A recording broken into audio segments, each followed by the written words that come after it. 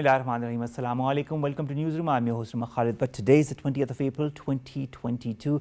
These are the stories that we will be discussing during the course of the show. We'll begin, ladies and gentlemen, with the relationship and the future of the cooperation, collaboration, friendship, relationship, whatever name you might give it, as far as the gambit of ties between the United States of America and Pakistan are concerned. We all know what has happened in the past as far as damaging of the relationship between Pakistan and the United States is concerned. The new government is bent on improving that relationship and mending that relationship with the West, whether it be the United States of America or the European Union. We will be concentrating in our first segment on the ties between the US and Pakistan and what is the way forward as far as these two countries are concerned and the future of their relationship is concerned.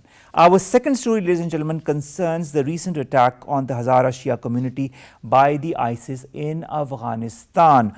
Now, ISIS is one of the groups that has been gaining momentum in the last few years. We've seen them in Afghanistan. We've also now heard of them making attacks in Central Asian countries. The first attack that has been held in Uzbekistan, the first Central Asian state that has been targeted by them.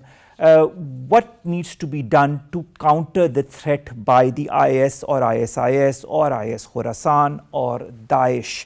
The number of attacks in Afghanistan by the IS have also increased in the last few years. We'll be discussing them as well, and the strategy that needs to be put into place in order to combat and to thwart such elements. Then we'll be talking about China's and Pakistan's relationship. Now, a nuclear power unit in Pakistan using China's Hualong 1 reactor has started commercial operations since Monday. In fact, since the 2-3 days back, according to the China National Nuclear Corporation or the CNNC.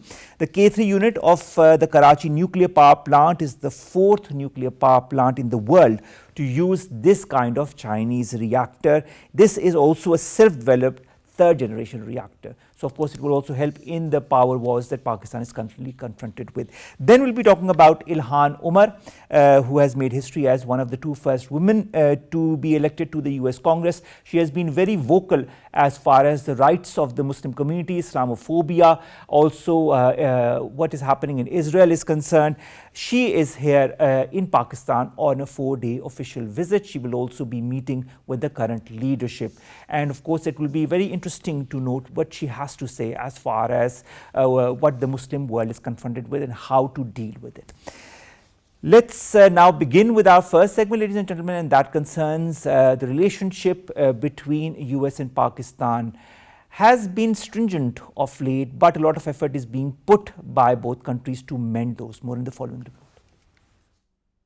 Maintaining a balanced and foreign policy trajectory is an unshakable consensus shared by all groups in Pakistan after many political power transitions in history. Reaffirming Pakistan's long-standing policy of constructive bilateral ties with all countries, the Prime Minister office expounded that new government wishes to constructively and positively engage with the US to promote shared goals of peace, security and development in the region. Underlining the importance of a long-term relationship with Pakistan, US State Department spokesperson Ned Price termed a 75-year-long relationship with Pakistan a vital one and expressed his country's desire to work with new government. White House Press Secretary John Psaki had earlier stated that a democratic Pakistan is critical to the US interests. Pakistan wants a broad-based relationship with the US focused on geo-economics, and resurgence of novel terror threats such as ISIS from Afghanistan has rendered it imperative for both countries to reimagine their ties. According to US Consul General, US was the largest single country contributor of grant-based aid to Pakistan federal budgets in the fiscal year 2018 to 20. The US and Pakistan have collaborated to both nations, including security, energy, economic growth, peace and inclusion, education and health. Pakistan looks forward to deepening its significant relationship with the United States and other countries based on the principle of equality, mutual interest and mutual benefit.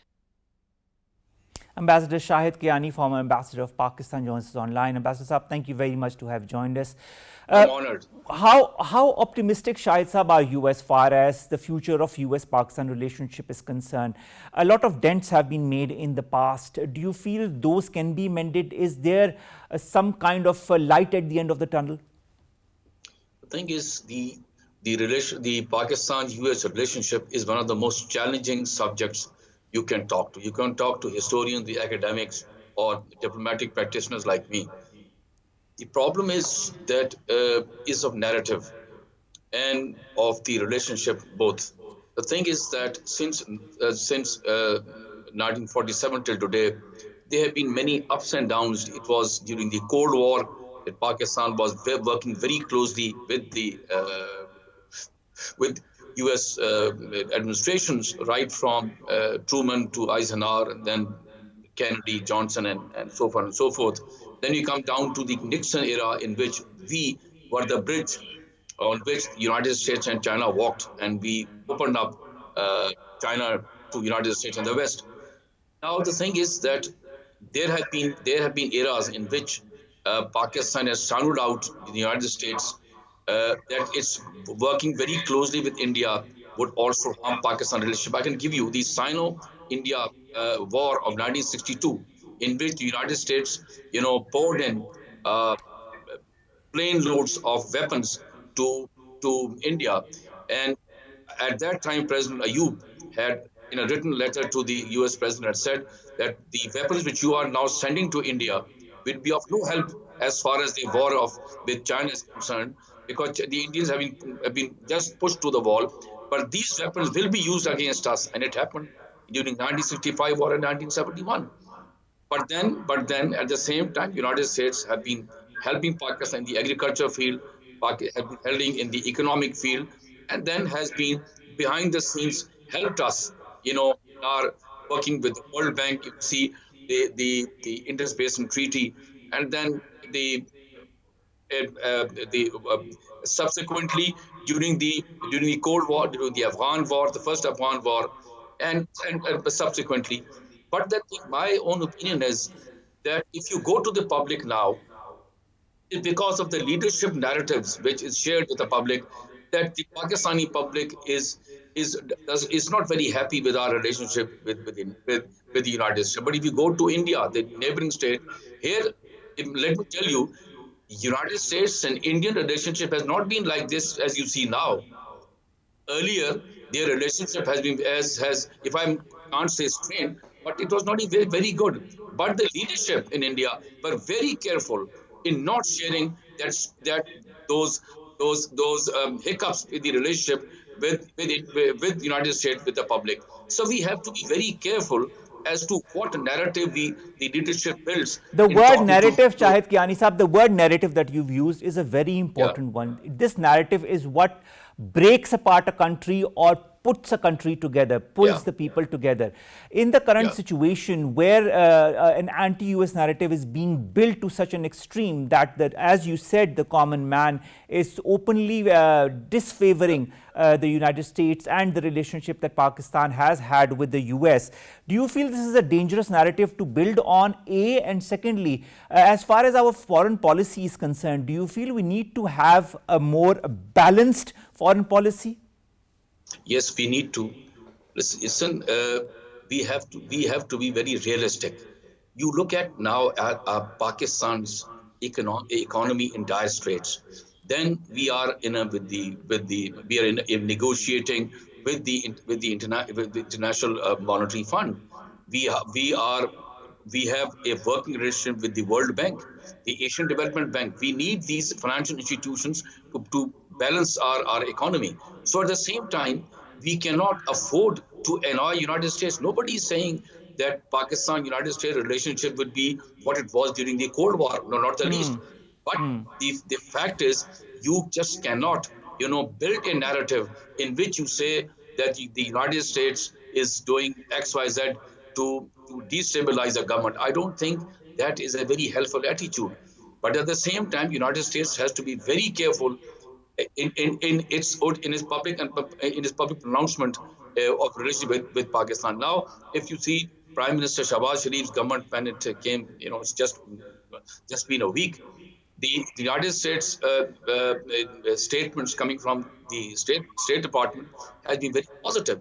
There is a reason, sir. Pakistan geopolitical location is such that no country, no major country can afford to have And also the fact that working Pakistan was really there for the United States as far as Afghanistan is concerned. How can you deny that? This is Yes, also what Ned Price has said. He said Pakistan's engagement is important to achieve stability in Afghanistan. This is what the US has been saying in the absolutely. past. You all remember it was due to Pakistan that the two Afghan factions sat together for the peace talks in Doha. You are right. It was during that very difficult, it was during Trump's period, President Trump period, then Pakistan, in its own way, in its own manner, uh, convinced the Taliban leadership to sit across the table in Doha and to thrash out because we knew our successive leadership has been sharing with the United States that there is no military solution to Afghanistan. The solution lies in sitting across the table and talking.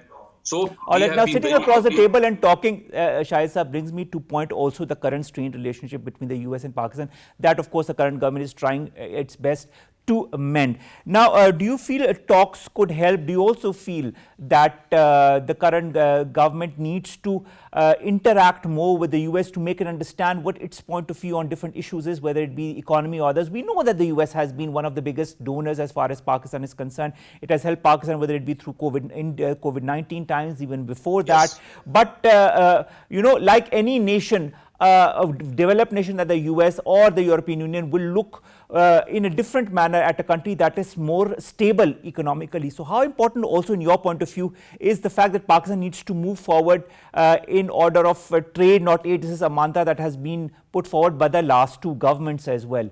What do you feel about that? Do you feel Pakistan needs to stand on its own 2 feet as far as its economy is concerned so that it is looked in another way by the powers that be? Yes, you see, economic sovereignty is the basis of any country following an independent foreign policy or a foreign policy in its own interest. Unfortunately, for the past many decades, Pakistan has not been an economically sovereign country.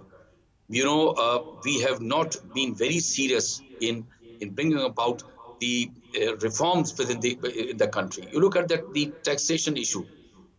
How many people in this country are paying taxes? I remember when Mrs. Clinton came to United States to Pakistan many years back, and she was talking to some students, and she came prepared and she said that you are blaming us, but your how many percentage of your people pay taxes? So if your tax base is so weak, and you keep on having the ball in your hand and going to X, Y, Z to countries, where do you go? Then you compromise your sovereignty. So it is very important that you first of all it's very important that you should have at least cordial relations with and a relationship of coexistence with countries like United States, other major countries. You have to keep your ego away because you are working in the interest of your own people, of your own country. So if you have any problems, for example, with the United States, you need to engage it diplomatically. Of Now, course. when I'm saying to you, I think maybe in the next few weeks, the new US ambassador would be here in Islamabad. He's was thinking, and this is where, and you have a new ambassador of Pakistan in the United States. So you need to talk, and then possibly build upon that. You might send your minister of state of foreign affairs, your foreign minister to the United States. It's important to engage not only with the US administration but the US Congress also, and tell them that you see we have nothing against the United States, rather we need you to improve our economy. And one thing more, you have yourself pointed out that during the height of COVID, United States helped Pakistan in sending millions of vaccines. So please, we can't be ungrateful. This All is right, this is very Ambassador important. Saab, also, the fact remains that as far as Pakistan's exports are concerned, the West has been one of the biggest importers as far as Pakistani product is concerned. Just look at the Yeah, European Union and the GSP Plus. absolutely. Look at the US and the different exports that Pakistan has been making. Pakistan needs to maybe talk economy with the US Yes, and the yes. European Union and increase the economic base of exports so that we become an export-oriented country, kind of become more stable economically, and then we can talk in other terms as far as other issues that pertain to our relationship with the US. But we cannot just, cut ties or strain ties with a country like the Absolutely. US or even Absolutely. the European Union when we are ourselves not in a position to do so. Yes, it's very important. You see, our own religion teaches that people who help you, you just cannot, undermine them, berate a relationship within the public. You see, the literacy rate in our country, you know, it is not very high. And whatever narrative you feed them, this is what the public will say. You see, our leaders are saying this thing about US. So it is very difficult to turn the tide. It is very important that we as a nation should be respected by major parties. You see, Of for course. example, the GSP Plus with the European Union, they have been helping us. It has helped our exports. And you just know, cannot Shahid, that the GSP Plus is up for renewal next year. So which Yeah, means that the yeah. work needs to be started a couple of months before that. So what kind of, I mean, how will you go to the EU, which has a lot of US influence as well, and ask them to Absolutely. renew the GSP Plus? The thing is, if you look at the Ukraine war, which presently which is going on, very unfortunate what's happening. Of course. During this period, the United States has come very close to Europe as compared to last year. So you have to be very careful. United States has a voice, has had a voice in European affairs. So it will be very careful as we walk. The new government has been you know, in its statements which have been coming the last few days, it are very positive. These are positive signals to United States, particularly and to the European Union, that we value our relationship, we want to work with you. But at the same time, I just want to say, the European Union ambassadors, you know, many weeks back, had publicly shared their concern about our, you know, stand on Ukraine. I think my own opinion is, I think the European Union ambassadors are very, you know, mature people. I don't think it will be wise to share publicly what they have done. They already met the foreign secretary and I think the foreign minister. I think that was enough. And then the other thing is that our government should also be very careful in its pronouncement. It is not, you know, no country worth its salt like to be berated publicly. True. Ambassador Saab, you understand diplomacy much better than I do. In this whole context of what has happened in the past as far as Pak-U.S. relationship and the straining of the ties is concerned, how long do you feel it's going to take for a country like Pakistan to kind of bring back at least some kind of positivity, at least some kind of development in this current relationship? You see, first of all, the arrival of new U.S. ambassador in Islamabad would be a big help, and I tell you why. Because he will be current on what the briefing which he has got in the United States. Then he had his work cut out for him. He will be, naturally speaking, on the issues of human rights and you know, many other issues which the United States thinks it's concerned about, will be coming, and he will be negotiating, talking to our political leadership and in the Foreign Office as to how. But I tell you, the coming of this new government is a big plus for Pakistan, because if you see the vibes, we see what the political leadership has been saying, that we want to work with the United States. And if you see the latest yesterday's U.S. State Department's pronouncement, in which they have very clearly stated that we want to work closely with the newly elected government, and it's a vital one. We have continued to work with 75-year relationship with Pakistan absolutely, has been a vital one. Now, these are positive building blocks on which we should. My own opinion is that if we continue on this trajectory and we get a positive response from the United States to our own pronouncement, I think from 6 months to 1 year, the relationship will be such that we can work together, we can seek their help. And Pakistan, as I said, geopolitical location is such that no other country can ignore us. But at the same time, we need to be very careful in our pronouncement and in our narratives which we share with the public. All right. Speaking of narratives, speaking of relationships with the United States of America, as a diplomat, you understand, again, I'll say diplomacy much better than I do. What should be the stepwise movement that the Pakistani side needs to make towards the US? I mean, putting aside the arrival of the ambassador, and we know the current ambassador of Pakistan to the US as well, who is quite a renowned figure as far as diplomacy is concerned. What other measures diplomatically, maybe backdoor diplomacy, back-channel diplomacy, or other forms can Pakistan undertake, maybe through think tanks, maybe through other means, maybe through people that know each other, former diplomats like yourself that know others in the United States of America? Do you feel these measures could also help? You see, apart from the visit of our foreign minister to United States, very, very important that as soon as this government starts working, it should be able to send. The other thing is that we need to interact with the US Congress, and US Congress should be only interacted by our members of parliament. We need to send, senior members of parliament. You have very learned people in the Senate and in the National Assembly who should be going interacting with them and trying to assure them that, see, this was some hiccup in which we would like to forget, and we want to move forward. And I tell you, the United States people, they understand what happened in the past, and nobody wants to look at the past. They want to move forward. And then media interaction uh, by our ambassador and the ambassador here. I think our media should be able to seek out the US ambassador and talk to them and let this thing. And then the last thing is, sir, on the floor of the Pakistani Parliament, both Senate and the National Assembly, the minister, at this time we have a Minister of State of Foreign Affairs, and then we have Senate Committee on Foreign Relations, the National Assembly. I think we should all briefed, and we should send very positive messages to the United States that, listen, we want to be respected, but we want to work with you, and we value this relationship. All right. Speaking of valuing of relationship in the future, how should Pakistan move forward? For example, I'll just cite you an example. The open way of seeking a narrative in the Pakistani public that we've seen with a certain political party leader, and the way the public has sided because of the huge sentiment that has risen in the last few years against the US.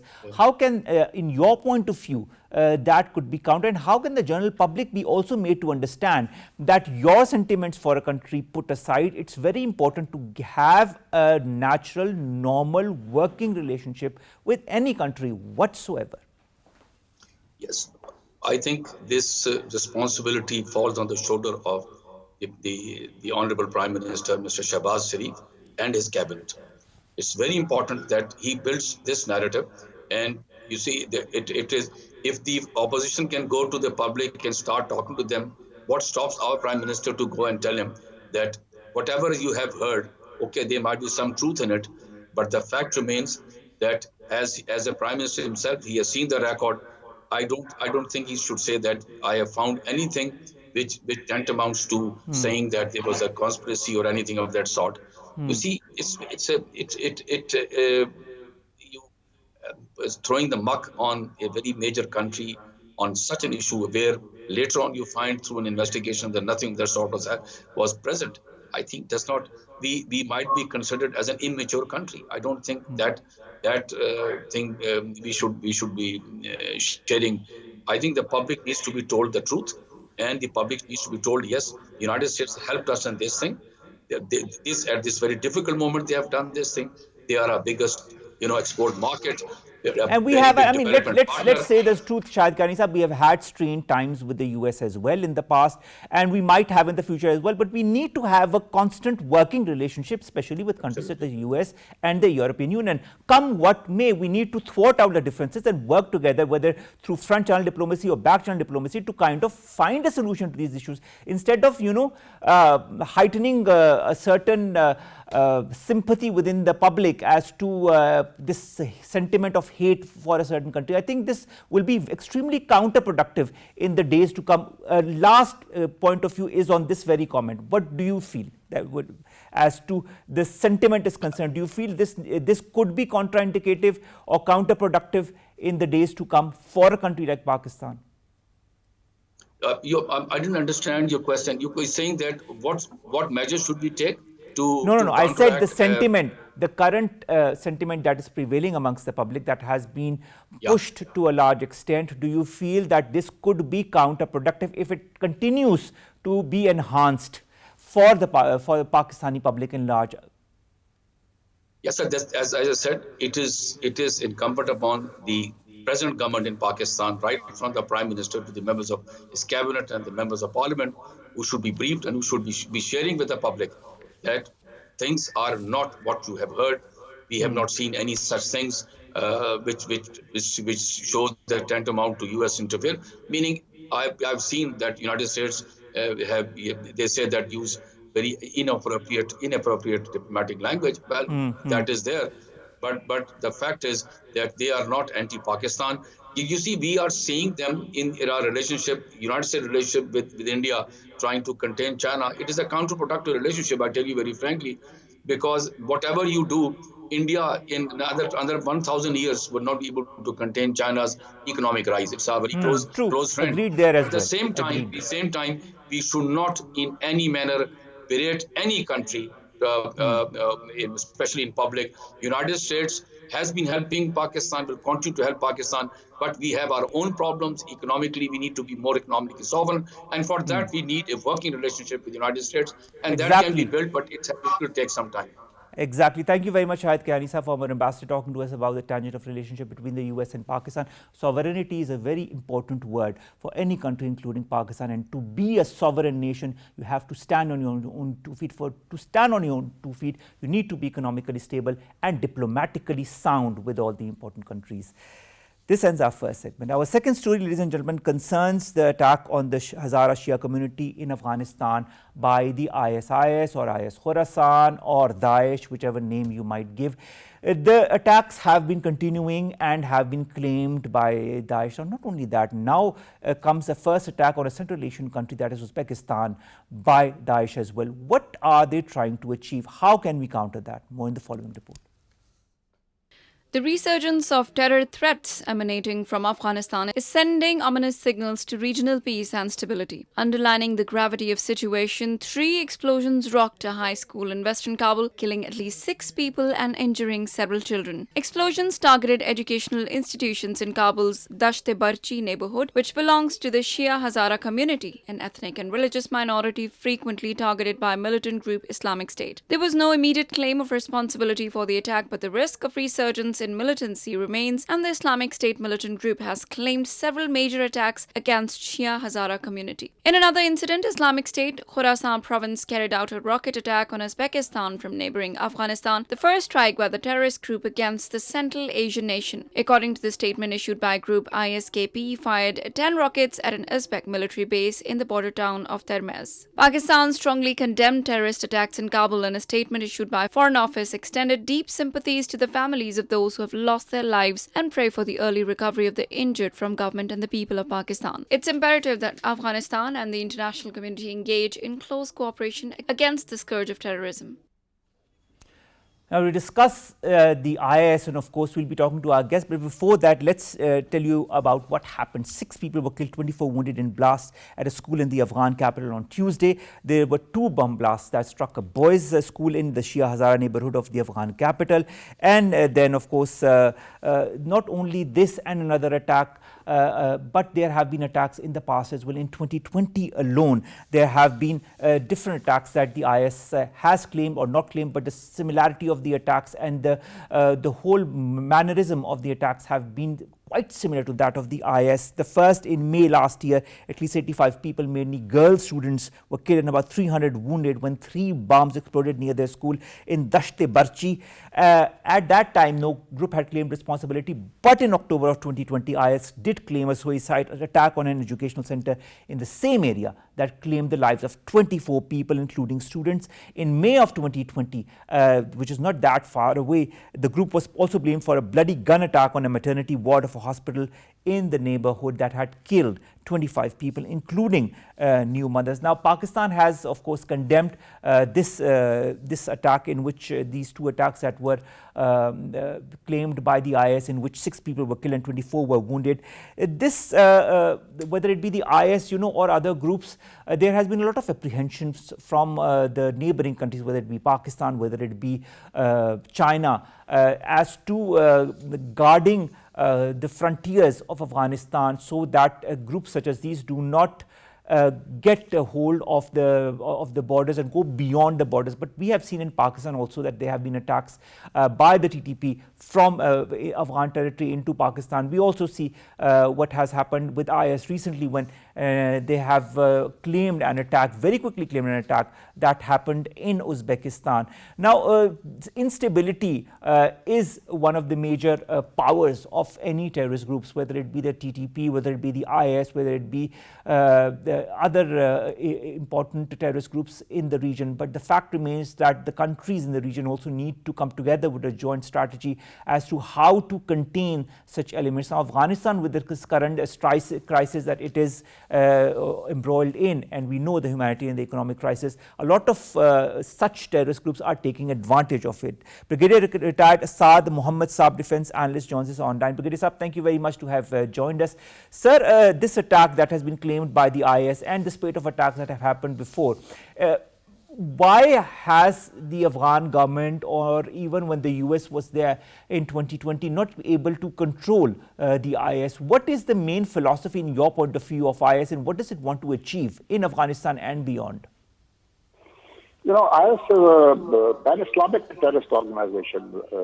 It does not believe in nation states and believes that the entire Islamic world is supposed to come under one government, stretching from the Islamic Maghreb up to Southeast Asia, that is Indonesia. And it includes South Asia also, Afghanistan, Central Asia, South Asia also. So for them, it's a takfiri philosophy, which says that anybody, the line that has to be destroyed is the enemies of Islam within Islam, as per their perception. So if a Muslim they feel is, not agreeing to their creed or to their philosophy, he is supposed to be eliminated. Because they say, unless you make your own house in order and get rid of all the dissent and all the creeds from within the Islamic community, only then can you deal with the outsiders.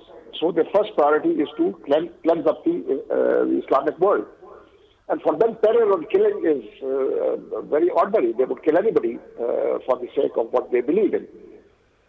So after being defeated in the Levant by the US and the other forces present there, it shifted to Afghanistan, where the country is in such a state that the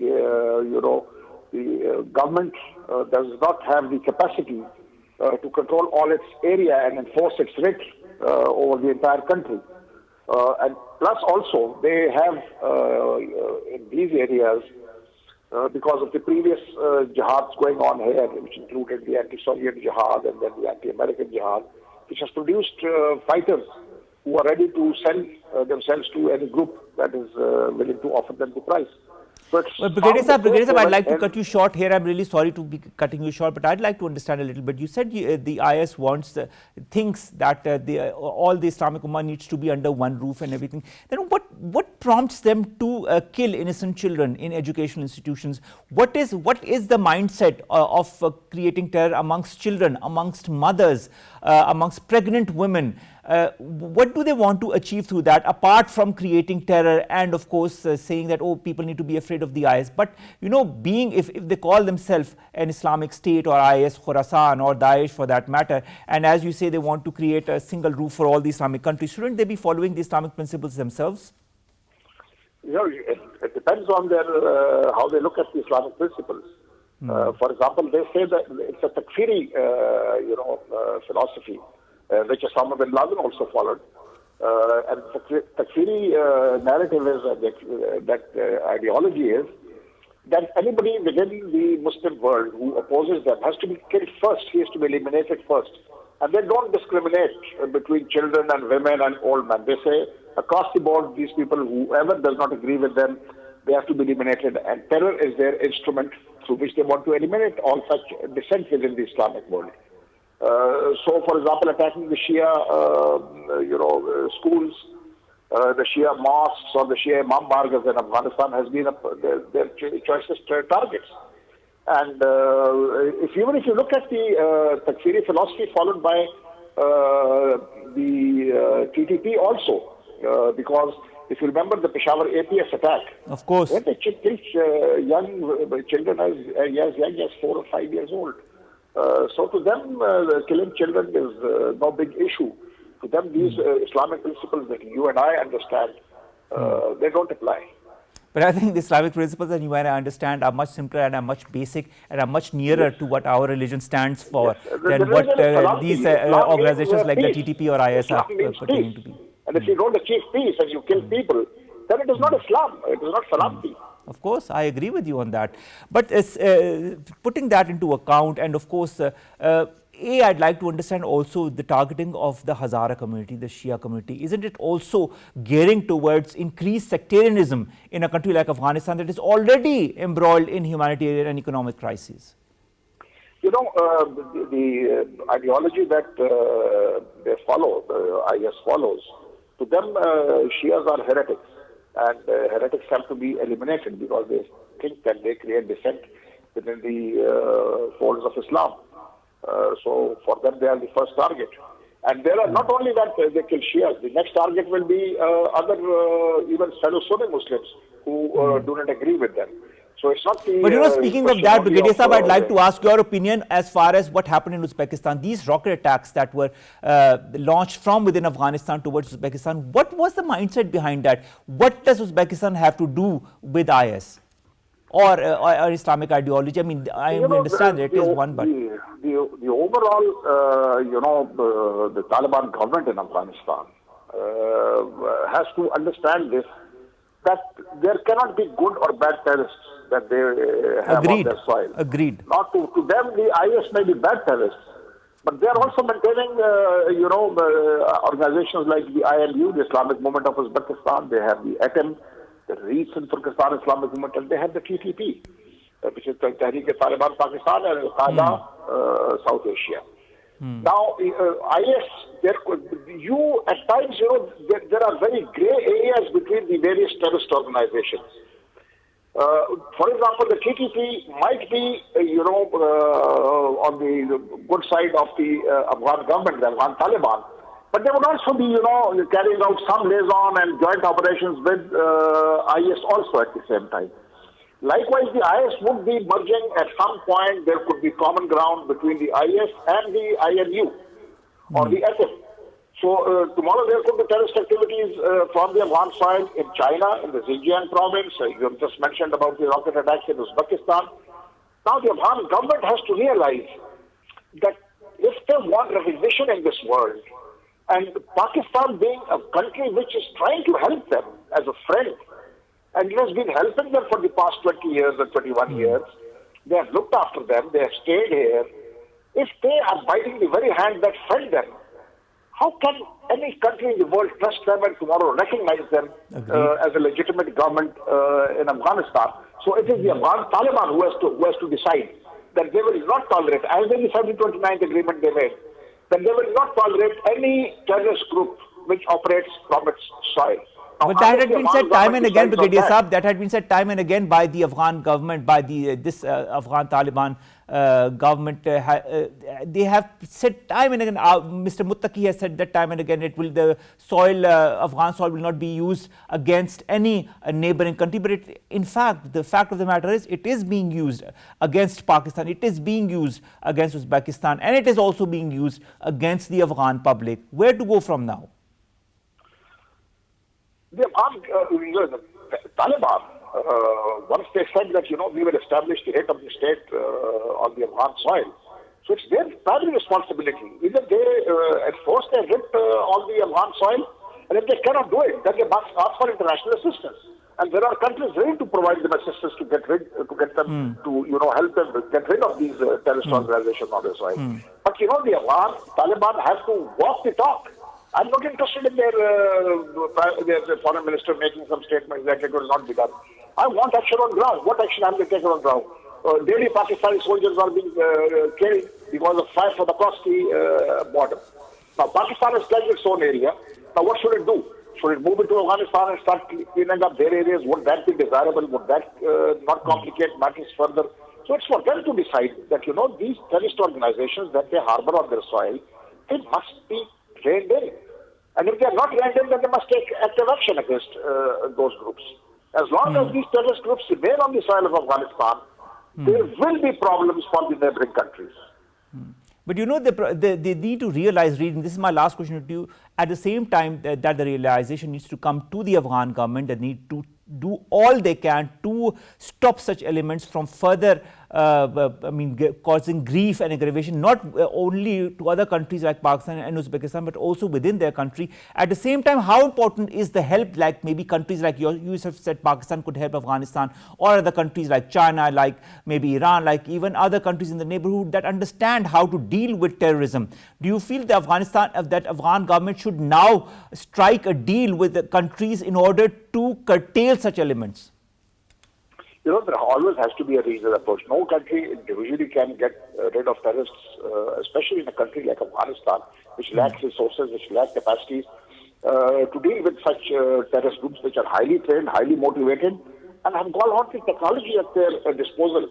While the Taliban on the other side have a ragtag sort of group which may not have the capacity to deal with such terrorist groups. So it's for them to, seek assistance from the world. That they require assistance to get rid of all these terrorist activities, terrorist groups that are operating from its soil. Now, unless it does that, and they cannot take cover behind sovereignty that, we are a sovereign nation and we will deal with the terrorists on our soil and that's our responsibility. Well, if that's so, then please do it. Now, since you cannot do it and you are vitiating the atmosphere, you are vitiating the regional atmosphere, tomorrow the Al-Qaeda groups which are present in Afghanistan, and there are Al-Qaeda groups present in Afghanistan, can threaten the other parts of the world also. Then, the consequences that will come with it.